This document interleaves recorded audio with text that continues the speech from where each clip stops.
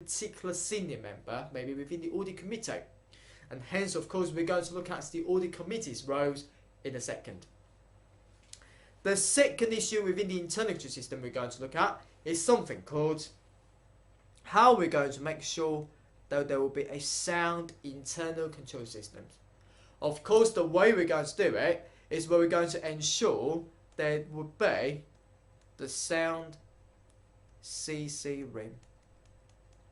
If there's a sound CC room within the organisation, for example, control environments is good, procedures is good, appropriate risk management, a good information system, and appropriate monitoring procedures as well, so that the internal control systems overall will be good as a result. And the third aspect we're going to look at is that we're going to see how we're going to create a sound internal control systems.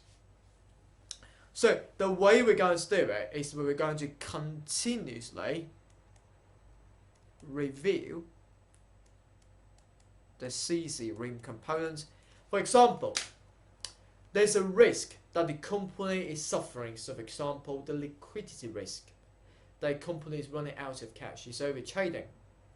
So from this perspective, when we review the internal control system, we think that there's not enough appropriate procedures to deal with that risk, so that we are going to come up with the new procedure in dealing with that liquidity risk. For example, borrow extra money. For example, looking for a venture capitalist, maybe looking for my friend who's going to provide money to our company. It's like a business angels, for example.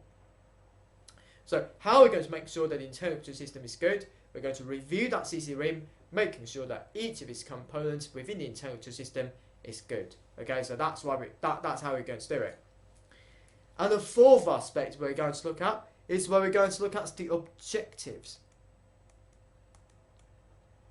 of the internal control systems. Of course, the overall idea behind the objective of the internal control system is where we're going to minimize the business risks, the risk that the company will fail. I can call it as the entrepreneurial risk, if you like, enterprise risk, if you like. That's the same thing. It's the risk that the business will fail. And the objective of that, the business risk, can be detailed into OFC. Firstly, operational risk. Secondly, financial risk. And thirdly, compliance risk. OFC, if you prefer. First, let's have a look at the operational risk.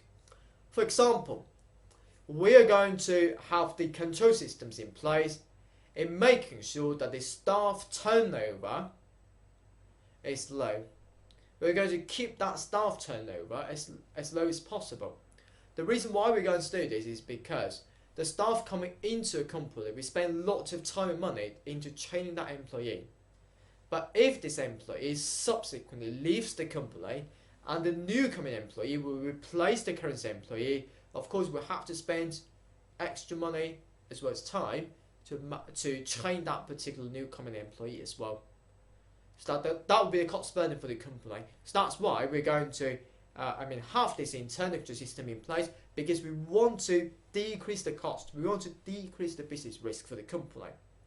So that, for example, the way we're going to do it is that, for example, we're going to treat all those employees fair by trying to embed the internal control systems into their minds within the control environments. For example, everybody who is late for work has to be blamed.